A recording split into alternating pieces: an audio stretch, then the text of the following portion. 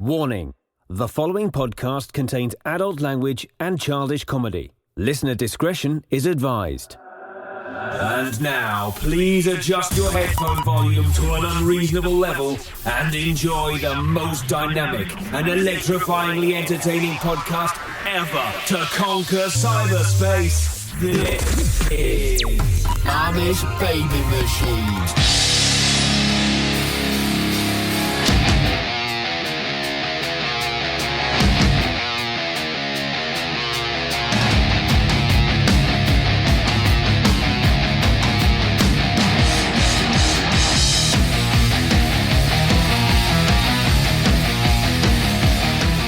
Hello, friends, and welcome to the most powerful podcast ever created, the Amish Baby Machine Pop Culture Podcast, starring me, Dags. Today we have a powerful show, as always, my powerful friend, assistant manager, Mike Rez. What's up, Dags? I was going to say, did you forget my title already? Assistant manager. I don't know. I got to make up new titles for you. I don't have a name tag yet, though, either. I haven't paid for it. Yeah. How about the commissar? I like that one. Yes. Assistant commissar. Dare commissar? Yes. Powerful show today for all you suffering ADD. See, I was reading, whoa, you got to get to what the show right away. You got to just get into it because, people, when you watch a podcast or a YouTube channel, you got about 2 seconds to hook them. If you don't hook them, then you blah, blah, blah, blah.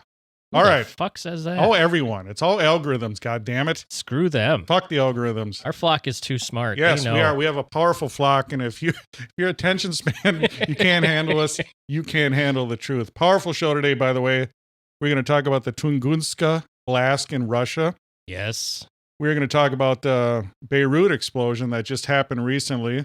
Yeah. Another explosive episode of the Yes. Amish Baby Machine Pop Culture Podcast. Recently, we talked about the Halifax explosion. Yeah. So we are powerfully prophetic on this show because I told you I do bring in, I have powerful visions and powerful vibrations. It's not a joke. It's true. We have a powerful beer review today. I have a powerful energy drink. Did you already slam that? Not yet. It's going down. I'll hold on. Powerful energy drink. I got a It's powerful, delicious. powerful caffeinated water. I enjoyed it. It's going to be a great show, Mike Rez. Do you think anyone's ever done a caffeinated water review before? Because I think we're breaking new ground. If they have, it doesn't matter because ours is the most powerful podcast ever created. We have lots to get into. Like you said, we have an explosive episode as we talk about things. I was realizing, Dags, that on my way over here, we talk a lot about Russian events, things that happened in Russia. At what point, if you are a Russian Amish, do you either A, put down the vodka, or B, pick up the vodka because of all the weird shit that happens there? Yes, we love the Russians. But it's a powerful, beautiful country. They just need, I think it's just like every other country in the world. It's corruption. I believe you're right. I bet People are good. the we love people the of Russia are good. Yes, we love the people of the entire world. The people of Minnesota. Right? That's where this powerful podcast is from, Minnesota. The Minnesotan Amish, the Mexican Amish, the Italian Amish. Yes, we love them all. Mike Rez, what do you think the second state in this powerful union that enjoy our show the most? I'm going to have to go with one of our neighbors and say Wisconsin. Wisconsin? Yeah. Wrong. Is it Georgia? No. The state of California. California? Yes, Really? California. We love the Californians. Do you think Schwarzenegger is listening right now? Your He buddy, is. Arnold? Powerful. By the way, did you enjoy that, my powerful impersonation of Arnold as the U-boat commander? I did. And I think the flock did as well. Thank you. Yeah.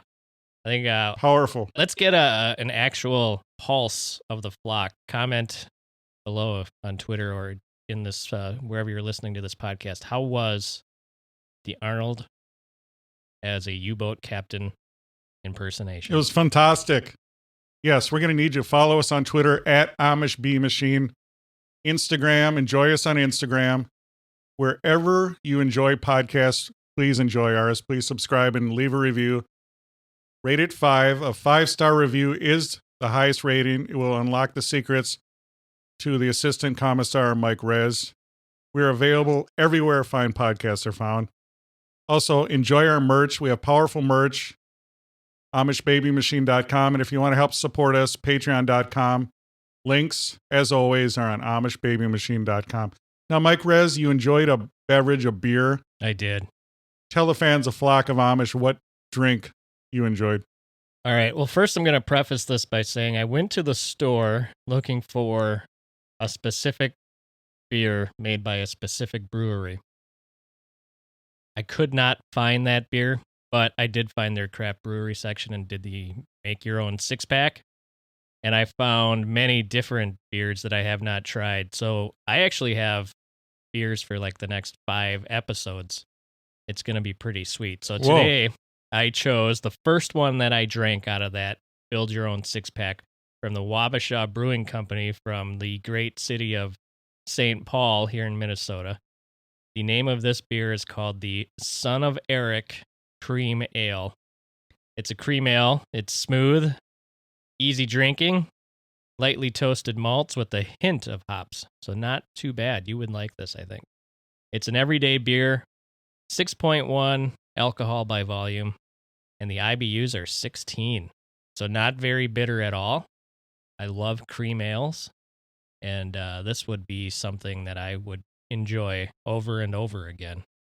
Now, when you say cream ale, is that similar? Help me out. Is that like a cream soda? Does it have that same flavor and consistency? No, not quite. There's no sweet. It's not sweet. It's just not bitter. So if you would take one of your like sweet beers and just give it like more of a beer flavor, but without the hoppiness, that's what you get in these cream ales. I've enjoyed the Cowbell Cream Ale from Urban Growler. That was one of the first ones that I've reviewed here, and this is very similar to that. So if you like a cream ale and you're in the great state of Minnesota and you can find a Son of Eric by Wabasha Brewing Company, dive in. You're going to love it. Now, what's another cream ale that our fans of Flock of Amish you would compare it to? Well, the Urban Growler one, if they're fans of that one, that's a good one. Cream ales are like a signature. They're more of a signature beer. You can really fuck them up or you can really make them good. And usually a brewery that's got a cream ale on the menu has perfected that recipe. So if you can find a cream ale and you don't like IPAs, that's probably where you're going, is right there for the cream ale. Don't let the name fool you, because you hear the word cream and you think heavy, you think sweet, like you said, like a cream soda or like a stout maybe, but it's not. It's opposite of that. It's very light. They're refreshing, and they've got good flavor. If you're into like flavor in your beer without tasting sweet, that's what you want. Now, let me ask you about the graphics. Did you enjoy the can? I did. So the can is a picture. It's kind of like if you took like a Yukon guy person with like the full, I'm going to wear this bear as a cape. Powerful. And then put like Viking muscles on this guy, like Norse. Whoa. That's what the can looks like. It's Son of Eric. Eric, the Norse god, I'm assuming. Well, Eric the Red, powerful Viking, right. Powerful Scandinavian. Yeah. So if you Norse. take like Eric, that vision of Eric, and then throw like a bearskin cap Eric with on a K. Yeah, it's powerful. It's very cool graphics on the can. Actually, the can is what the graphics on the can is what drew me to it. And then when I find out it's a cream ale, it would even better, because I already know I like cream ales. Powerful. Yeah. So we've got some really good beers that I picked because of graphics coming up. What is your powerful review out of 5 passion fruits? What are you giving this? Or for you, it would be 5 pints. Pints. I'm giving this a 4.5 in my pints. So it's very pinty. Yeah, I love the pintness of it. Yes, it's full of pints. Mm-hmm. So I can't recommend this beer enough. I'm excited about it. I mean, even talking about it again is making me thirsty. You're a thirsty man. Yeah. Well, it's a thirst trap for sure. Powerful. Yeah. Do you think it increases your testosterone? Very much so. Yes. I don't know if it's as powerful as yours. Yes. Before we started recording, I gave him secret access to one of my emails. Yeah. And then you gave me access to the real email. Yes. And he knows. He knows the power of high tea. That's right. T levels through the roof. Yes. You know, when I say this is the most powerful podcast ever created, it's not hyperbole. It's not hyperboil. It's not Susan Boyle. It's real. We are powerful. You think Frank Thomas would be jealous? Because he has to take a supplement to raise his T levels. You are the supplement. Yes, we are a supplement. Thank you. Yeah. We are FDA approved. No doctors, no doctors needed for our powerful podcast. Just turn it on in the background. Enjoy it. It will raise your testosterone. Yeah, you can either try to swallow a horse pill, or you could turn on this podcast, and that's all you need. Yes, and remember, ladies, you need testosterone too. It's a balance of estrogen, progesterone, all of that. It's all a powerful, perfect balance. And this powerful podcast will equalize you. It should. Yes, it will give you mental clarity. It will give you powerful. And if this podcast lasts more than 4 hours, please contact your doctor, though. Absolutely. Powerful. Well, thank you for that powerful review. Yeah, you're welcome for my powerful review. Now, my review is a powerful caffeinated water. How in the hell did you find a caffeinated water? You know what it was? It was that point of purchase, you know, where you're ready to check out and they And have it's right in the something right cooler? there. Yeah. It was right there. It was a citrus green tea, AHA, by Coca-Cola, caffeinated sparkling beverage. A beverage company, a soda company, made a caffeinated water. Get the hell out of here. Yes. Well, I mean, as you know right now, well, I'm not drinking. I'm drinking a generic water. Usually I drink You are. Dasani, But it's natural. which is a Coca-Cola product. right. Yes. You love that Coke product. I enjoy the products. So this was a caffeinated green tea, citrus soda, hop, if you will. If you want to see a powerful photo, go to Instagram. Follow us on Amish Baby Machine on Instagram. Also, I tweeted it out on @Amish Bee Machine. What would I do for passion fruits? Because it's water. What would you give me a cool thing? God. Well, it's water. It's a good question. What would you do with water? How about recyclable plastic bottles? That's dumb. I'm not going to go with it. I'm not going with anything right now. All right. I'm going to Is this going to be a normal thing, though, on the podcast? I We're don't gonna know. Review water now? I don't know. Powerful. It was shitty, so I will give it 0 out of 5 water molecules. Oh, man. Yes. I didn't enjoy it. 0.5 Yes, I did not enjoy it. H2O molecules. But next episode, I'm going to give you a water that I enjoy. I do enjoy the Dasani water. They put a little salt. They put a little salt back in the Right. water. Yep. We talked earlier this week. Someone in the house has been watching that stupid Zac Efron Down to Earth show. One of the episodes is all about water. They have like this fake guy from France. I don't even think he's really from France. I think he's faking it. But instead of doing like the guy who's like the expert on wines at a restaurant, he's pretending to be the expert on water and the parts per million of, shit that's in the water, the minerals and everything. And I think he's full of shit. But I think maybe we should do something like that if we're going to do some water reviews. Get the parts per million breakdown. Oh, you want that? Get the minerals, the magnesium, the iron. I mean, what's in this water? What makes it taste good? What makes it taste good? That's funny because, like, if you totally take all the minerals out, it tastes flat and it tastes gross. Right. So that's why, like, Dasani, they actually add stuff back in and makes it taste delicious. Yeah. But yeah, it's funny. I buy water from some of the grocery stores and some of it's like volcanic from Iceland. Oh, powerful. And a lot of guys at work tease me and make fun of because I just spent $2 on a bottle of water, right? Well, it's the best tasting water in the goddamn world that I've ever tasted because it's got frickin' magnesium and iron and all the stuff that's enjoy your filtered water. up. Don't let people bully you on about your water. I don't. People spend all this money on their beers and stuff. You want to spend a little money on some Fijian water? Is it Fijian or Fiji or Fuji? The Fuji's? Whatever water. Just enjoy your water. Spend money. Yeah. It's a lot of water talk on this episode. Yes, it's powerful, isn't it? My God. Yes. So, by the way, right now we are drinking beverages. Yes. We're going to need you guys, fans of Flock of Amish, hold up your drink. Whatever you're drinking. If you're not drinking anything, just pretend. You ready? I'm ready. Cheers. Cheers. Awesome. We want to break down the energy drink. Oh, yeah. week? This is a powerful beverage episode. Tell us a little bit about that beverage I got you. This is the Rockstar X-Durance. This is another flavor in the X-Durance line from Rockstar. This is the Blue Raz. 300 milligrams of powerful caffeine per can. Yes, that's 3 grams if you're doing the math. Yeah, math sucks. 0 calories, full of electrolytes, BCAA aminos, 0 calories. Our favorite CoQ 10. What does BCAA stand for? I can never remember. Yeah, I'm always going to say blockchain. Blockchain. Powerful.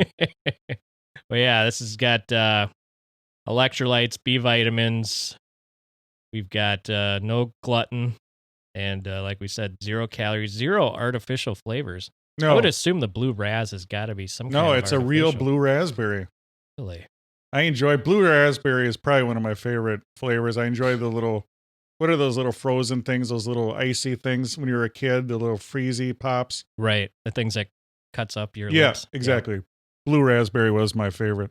Yeah, this is the recommended for persons 18 years or older. Yes, you Right. must be old to enjoy I massive guess. amounts of caffeine. Yeah, so there you go. I wonder what that is in regards to like a cup of coffee. As far as The average cup of milligrams. coffee is 200 milligrams. No, I would say 100. Really? So I'm getting like 3 cups I'd of say coffee. 8 ounces, about 100 milligrams. Yes, give or take. I love coffee. Coffee is powerful. Yep. How do you enjoy your coffee? Black, no cream, no sugar. Wow. Yep. You are manly. Yeah, and sometimes I grind my own beans, depending on You do. where I get them. Powerful. Thank you for telling us about that powerful energy drink. Thank you. Now let's get into some crazy news over in Beirut, Lebanon. Massive explosion. Yeah, what the fuck, man? Now you saw that video. I've seen many videos since the first one you sent. Now the original video, did you right away just think that fire was the explosion, or did you know something was coming? The first time I saw it, I thought that was the explosion. And then, as obviously everyone has seen it by now, the big frickin' red cloud of death comes out of nowhere and destroys that port that it was sitting in. A warehouse full of ammonium nitrate that's been sitting there for 6 goddamn years. Yeah, the whole thing is weird. I mean, it turns out back to Russia. Not that we want to go back to Russia. I know. But Another Russian story. under a Moldovan flag was flying, came in. They brought in how many? 2,000 tons of 2,750 of ammonium nitrate Ammonium fertilizer. Yeah, it was what was their ship was destroyed or damaged or something. It wasn't seaworthy anymore. So they brought it in and they seized it, and they put it in this this old banged up warehouse. Yep. So you have it sitting there for 6 years. 6 years. Apparently, the head of the ports in Beirut, they're part of like the ruling elite parties. So they just keep it there, knowing that it's being stored in probably like a not so prominent part of Beirut. Well, And then they that's just the kinda thing too. leave it. It's never the people. It's the corrupt politicians. It's the Right. corrupt. What's it to them? There's a big pile of fertilizer in a warehouse. Yeah. The average person's like, oh, who cares? Why do I care? Yeah, or they don't even know about it. Yes, That's, or that's the worst part. Yeah, or it doesn't go up the chain. Yep. Because there was reports that, people actually wrote letters, emails telling people, hey, by the way, we got 2,000 tons of this highly explosive, dangerous material. You got to get rid of it. Right. And just so the flock knows, it's the same type of material that was used in Oklahoma City, but in Oklahoma City, they only had 2 tons in that U-Haul truck. And this was like 2,700. Yeah, so it's over 1,000 times more in there. But like you said in the beginning, going back to the Halifax episode that we did, this would be the modern day Halifax. This is what it would have looked like. And if people had social media and cell phones back then, this is what the explosion would have been. The injuries were the same, a lot of broken glass injuries. It was 135 people is the most updated number I've seen as of this morning have been killed and 5,000 injured. So we're talking numbers are getting up there like it was in Halifax. I don't know if the numbers of the death will be as high, but I bet the injuries will be pretty close to the 9,000 they had in Halifax. Well, you wonder about building construction versus, 1917 versus now. Correct. The use of reinforced concrete. But you could see the shockwave just take out building after building. And I was watching some of the footage of the shockwave coming in one side of the building, and literally you could see it coming back right out. Yeah. So going right through it. Yeah. So even if the superstructure stayed up, it just, obliterated everything inside. And then you're right, everything becomes a flying weapon. Everything becomes shrapnel, glass shards, steel, twisted wood, concrete, the concrete busting off the facade and raining down on right. people. Those become bullets, basically. The one building that it's amazing. So the warehouse was next to, it looked like a building that was nothing but silos. Big, massive building. Yep. Yeah. Half of that building's still standing, and that was the building right next door to it, which is amazing that even took that much of the blast and half of it's still standing, which is crazy to think.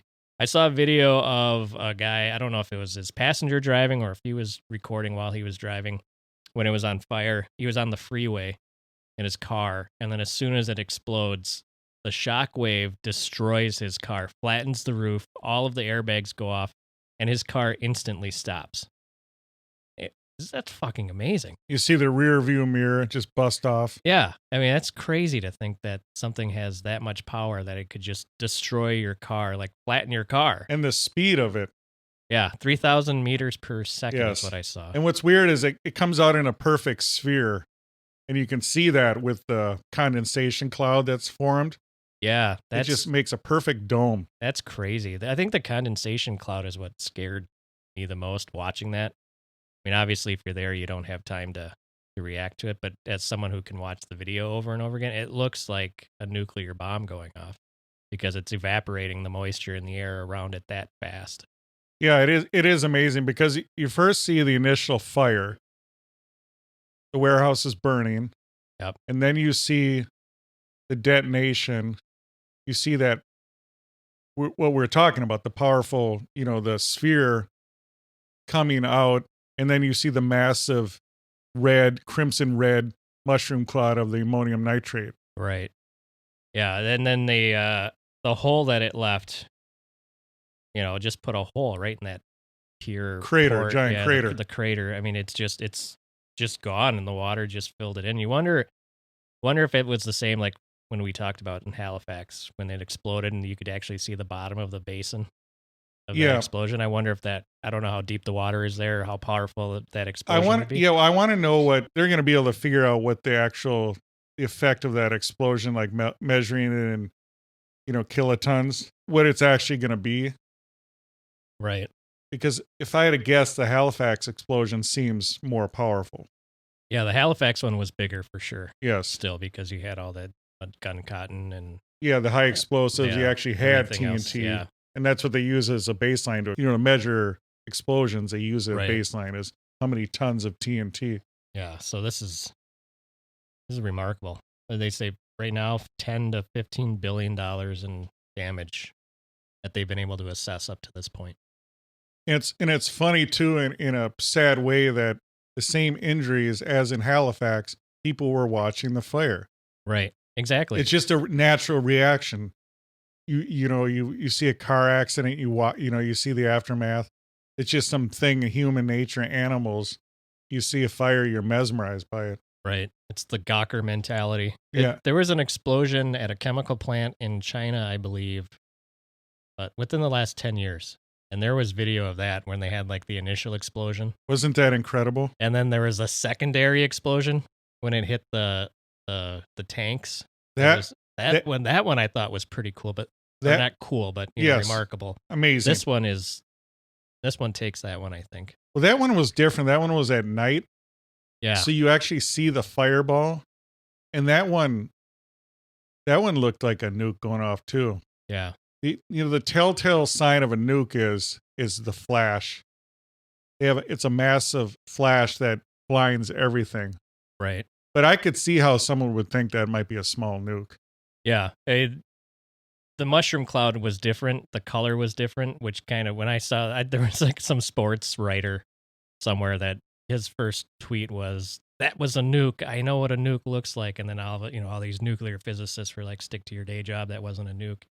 But I could see how people could think that. But I mean, just the color of the ammonium nitrate going off kind of tipped it off to me that that's not a nuke. That's a chemical explosion of some kind. Whether it was intentional or not at the time, I didn't know. But And the other thing would be the EMPs. There'd be a massive electromagnetic pulse that would have fried everything. So all the cell phones, everything would have been smoked. Right, yeah, you wouldn't have gotten that video out right away. No. All the cars would have shut down all the cars. Yeah. You know what's funny? I watched a show on YouTube the day after. Do you remember that? Sounds vaguely familiar. It was in the 80s about a nuclear strike between Russia and America. Okay. It's I think I do remember. Yeah. That's still a creepy show. Sure. It really is. Made for TV movie, but you should watch it. It's kind of freaky. I'll have to do that. The whole Russia United States nuclear arms race in the 80s, even in the 60s during the Cuban Missile Crisis, was quite terrifying. Yeah, and the thing is that they're all still there. Right, yeah. Even better targeting. Yeah, which is nuts. I think we were in high school, and our history teacher, we were talking about the Cuban Missile Crisis. And he was going on about, what Castro was doing and what JFK was doing. And we were saying that it was so close to being a war, and these missiles being fired from Cuba. And we have the missile silos in Rosemont.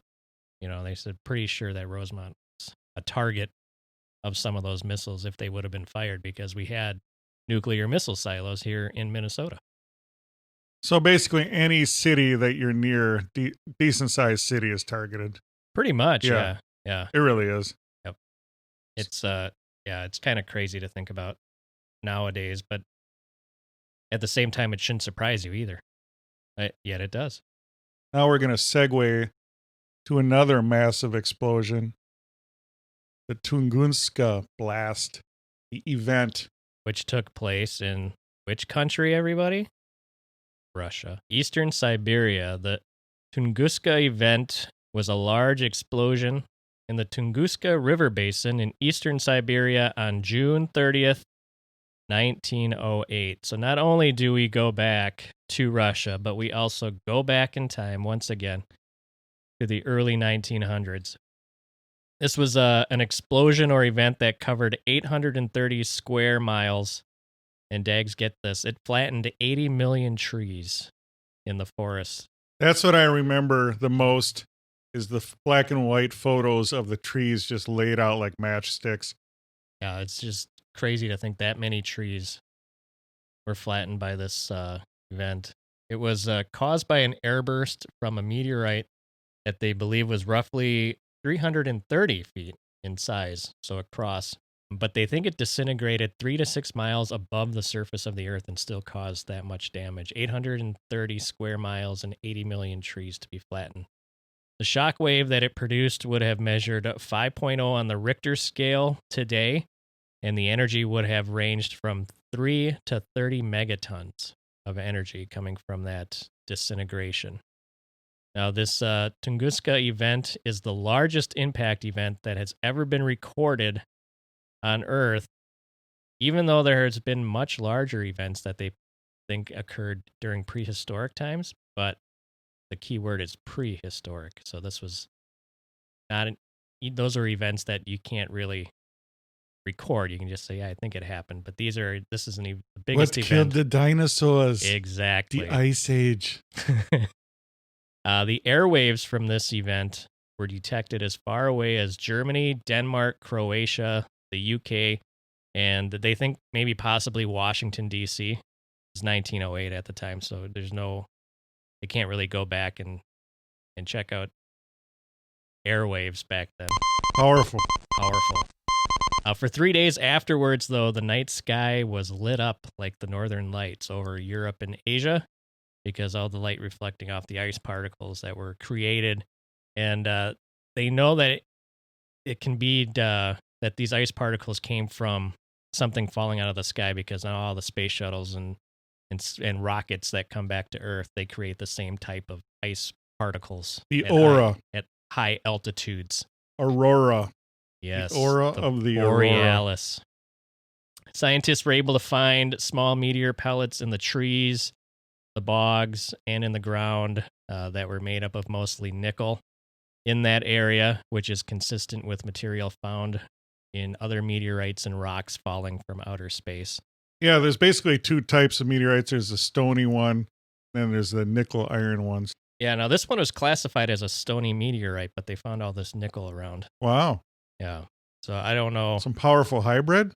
Could be. I mean, if it's coming from aliens. Yes. So that is the most sought after, everybody knows it's a meteorite now. Back in the day, though, there was a lot of different theories of what happened, anything from UFOs to, all sorts of fun stuff. Well, they want you to believe it was a meteorite. Right? How do I know? How do you know? The truth is out there. Yeah, because the Pentagon now is saying they found spacecraft not of this world. You saw that, correct? I did see that, yeah.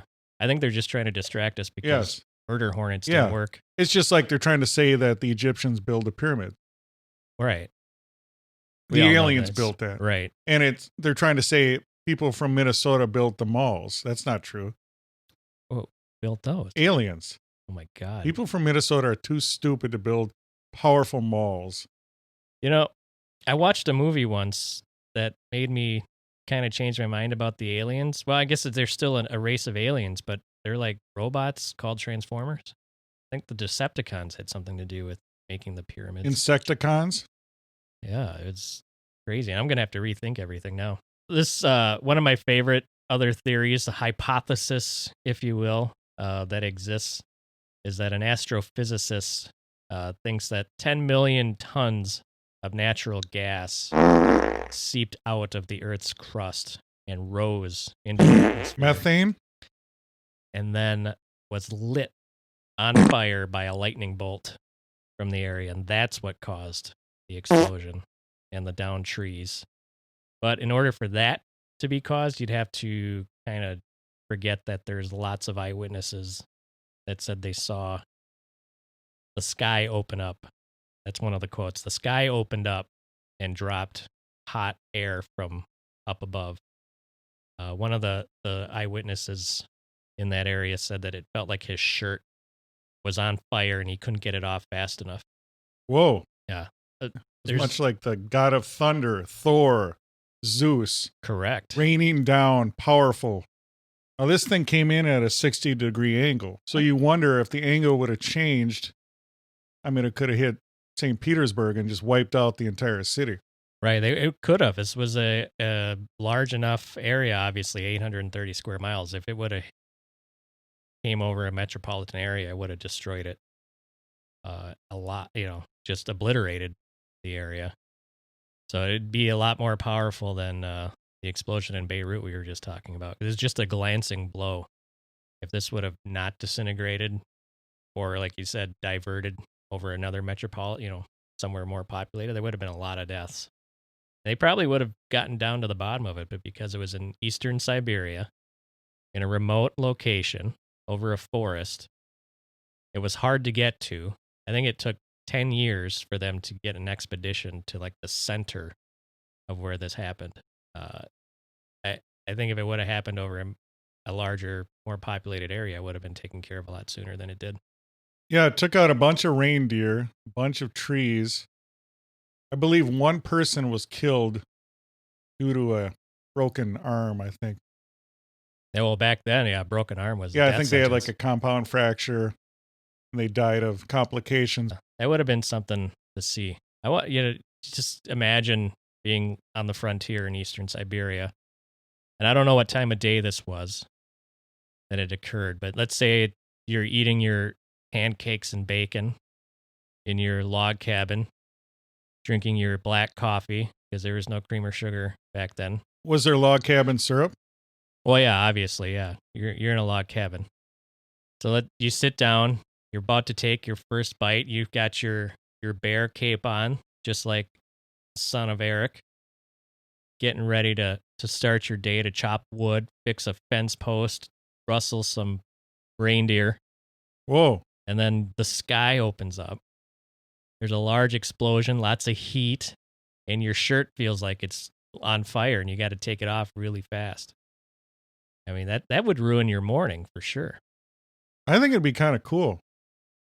I think it, maybe it was Superman coming down to Earth. Oh, you think Jor-El sent his son, or was that the other way around? Oh, it's one of those L's. Yeah, it always is. Yeah, El DeBarge or Chico DeBarge. I don't know what it was, but maybe it was Superman coming in. Or I think it was Serbian scientist Tesla and one of his death rays. Oh, yeah. Maybe he sent a car down? Is the first vehicle? Yes. Powerful death ray. Elon Musk used his powerful name to make that powerful car company. But back then, he was a powerful scientist, and Thomas Edison stole all his ideas. Powerful ideas, like his powerful death ray and his. So I don't know, maybe Tesla's death ray, that's what it was. It wasn't a meteorite. Whoa. I'm going to subscribe to that theory. I love that hypothesis. We're going to try to get that published somewhere so the scientists will lob onto that. But technically, wasn't it a meteor? Because if it blew up in the sky, it wasn't actually a meteorite. It didn't hit the Earth. Or are they counting the little specks? They're counting the little specks. Yeah, I'm not counting that. They're counting it. I'm not counting that. I'm counting a meteorite slams into the Earth. I'm not saying just leftover. What if it breaks the atmosphere though? It comes into the Earth's atmosphere. No, I mean all meteors have to do that. That's how they light up. They're hitting the friction of the atmosphere. They're flying so fast. Most of them are like the size of a grain of salt. They're coming in so fast and so hot that they're lighting up. That's what you're seeing. You're seeing them skim the atmosphere. Right. So that's a meteor. That's why you're seeing it light up. It did touch the surface of the Earth. Technically. It blew up. Yeah. Yes. It didn't slam into the Earth. So I am calling it a meteor. They're calling it an event. They're not even calling it anything. Maybe if its testosterone levels were as high as yours, it would have stayed together. God, isn't it powerful? It's not just, you can feel it from right there where you're sitting. Yeah. Just to picture it, he's on the other side of the barn. Speaking of my shirt getting hot. Yes, he's on the other side of the barn. We're doing social distancing. We have plexiglass shields and face masks. And speaking of masks, are you going to put anything else on, or are you just going to wear the mask? You like my smock? I love it. I'm wearing a smock. That knitted? Yes, it's crocheted. I can tell by the holes. Powerful. Fishnet. Powerful. Thank you for telling us about the Tungunska. Yeah, there's a similar event. Do you want to hear about this? I want to hear about another event. So but I like how they call it event. Like, was it like a party, or it was just like, well, we're event planners and we got this great Russian event coming up. Well, yeah, I mean, you can't. What are you going to call an occurrence? There's a similar occurrence. I love occurrence. All right, we'll use my favorite that occurrence is at Owl Creek Bridge. What the hell is that? Look it up. God damn it! All right, we got to get Google Boy on that. Yes, you had a run-in on Twitter with the original Google Boy. I know. Pasty Adam. Pasty Adam. I felt pretty excited about that. I was like, I like how he just came out of nowhere too. Right. Pasty Adam. He was giving me advice on which beers to drink first. Yes, he's a big beer guy, Pasty Adam. That's good. But he's very unreliable. Oh, that's too bad. Yes. All right, so let's talk about this other occurrence that occurred on February 15th, 2013. So within the last handful of years, well, a little bit more than a handful because that's 5, so this is like 7 years ago. A smaller airburst occurred over Chelyabinsk in the Ural district. Does that sound familiar to you? Ural Mountains. Ural Mountains. There's a pass. Yes. That took the lives Powerful of episode. Many. Yeah, Dyatlov's Pass is there. Yes. We have done many episodes about Mother Russia. We have. Yes. That's what I was talking about. I know it's a mysterious place. We love it. Yeah, we have explosions. We have submarines sinking. We love Russia. We love the world.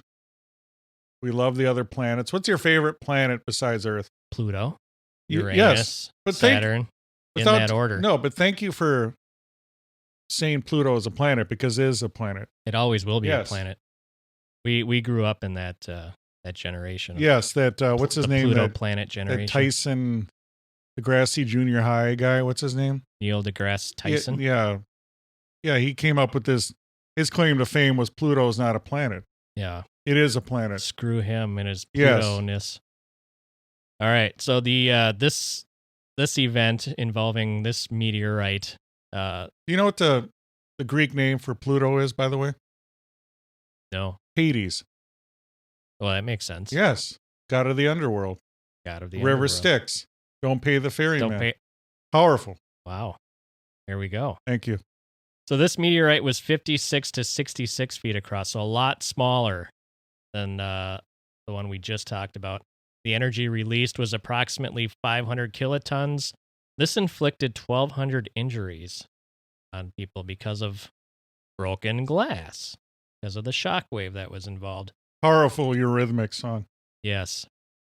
The interesting thing about this one, though, Dags, is that some believe that a UFO actually shot down this meteorite. And some of the pics of the meteorite show objects near this meteorite that look like they could be a UFO. Well, it obviously is a UFO because it could be a spaceship, otherworldly spaceships.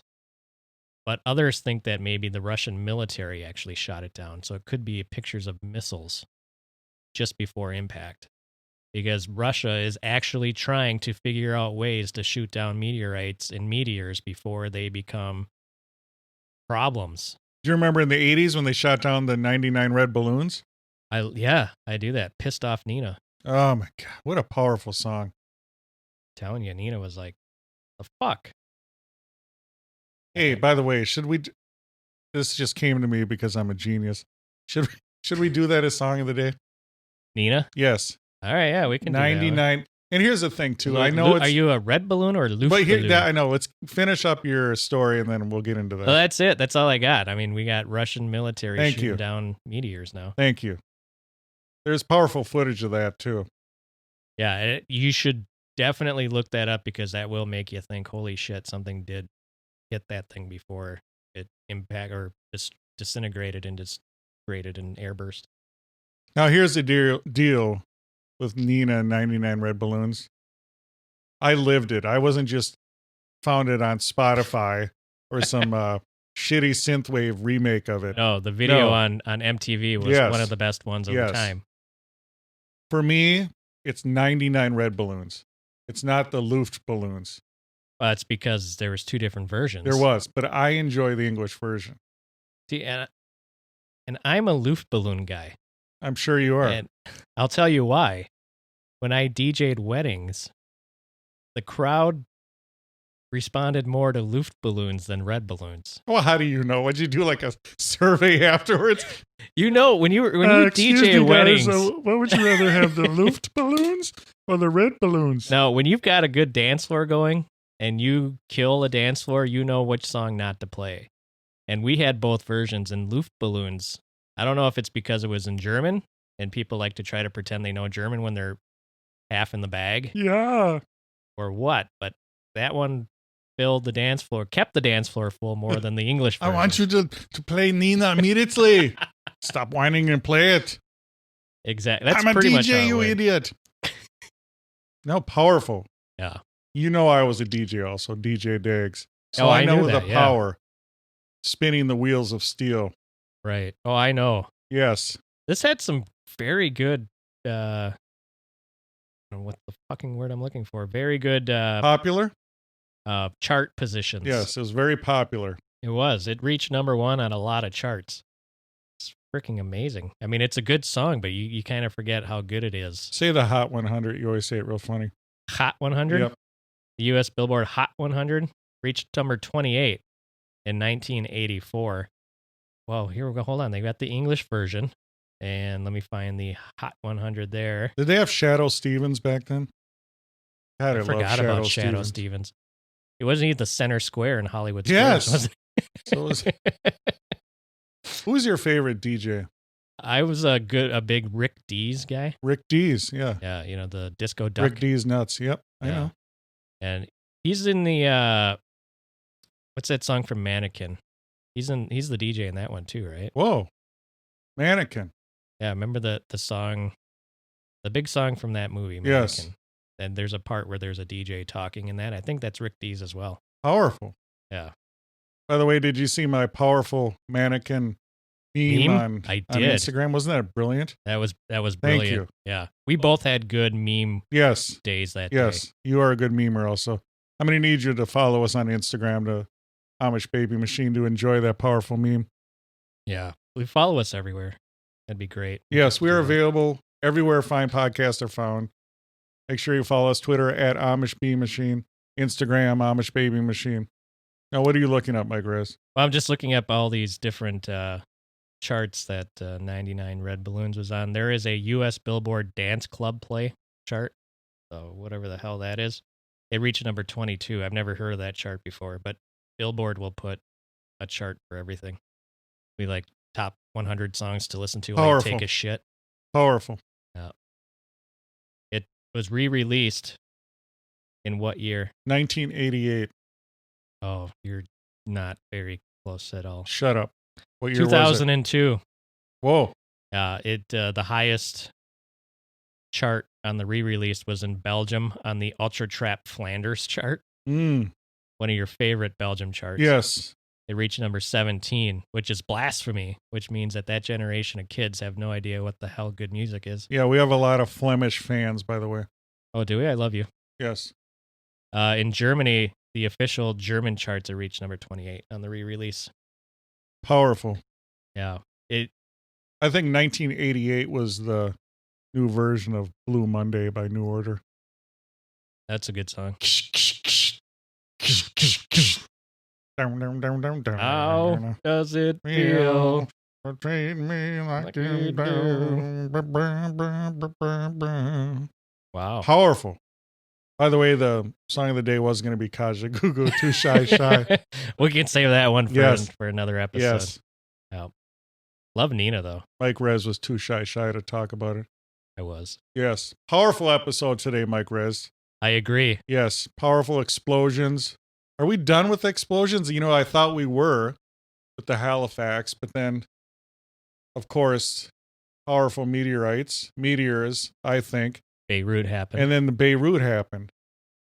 Just to let you know, this powerful podcast, we are on top of every explosion. So if something blows up real good, we're going to talk about it. Always. We give our prayers to everyone that passed away, though, by the way. We're not joking about that. No. Yep. And until next time, you've just enjoyed the Amish Baby Machine Pop Culture Podcast. Thank you for listening to the Amish Baby Machine Pop Culture Podcast. It is available on Apple Podcasts, Spotify, Stitcher, and everywhere else fine podcasts are found. Please support our podcast through Patreon and shop our merch at AmishBabyMachine.com. Follow us on Twitter, Instagram, Facebook, and YouTube. This has been an Amish Baby Machine production.